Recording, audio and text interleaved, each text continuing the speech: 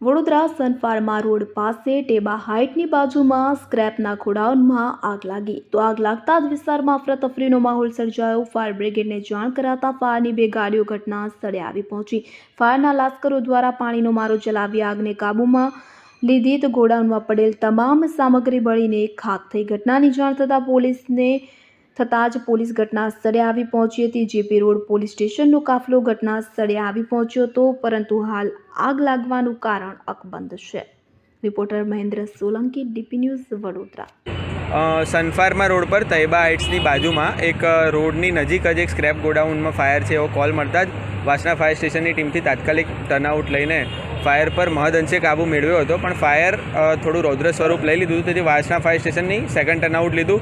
ત્યારબાદ અત્યારે ફાયર પર ટોટલી કંટ્રોલ લઈ લીધો છે અને ફાયરનું કારણ જે મુખ્ય જોવા મળે તો સ્ક્રેપ ગોડાઉન હતું, એમની પાસે કોઈ પણ પર્ટિક્યુલર એવો જીઈબી સપ્લાય હતો નહીં, તેથી તે લોકો બેટરીની મદદથી એ લોકો પોતાના માટે ઇલેક્ટ્રિક સપ્લાય લેતા હતા। તો પ્રાથમિક કારણ એવું લાગે છે કે બેટરીની મદદથી સપ્લાય લેવાના કારણે ફાયર થઈ હોઈ શકે।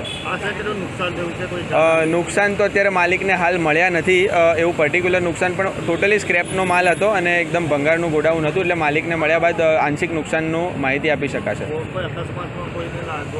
જી નહીં, કોઈ પણ એવું અકસ્માતમાં કોઈ જાનહાનિના કે એવા સમાચાર નથી। રોડના એકદમ નજીક જ ગોડાઉન હતું અને નિયરેસ્ટ જ વાસણા ફાયર સ્ટેશન છે, તો 2 થી 2.5 મિનિટના જ સમયગાળામાં ફાયર સ્ટેશનની ટીમે ટર્નઆઉટ લઈને ફાયરને એક્સટિંગ્વિશ કરેલ છે।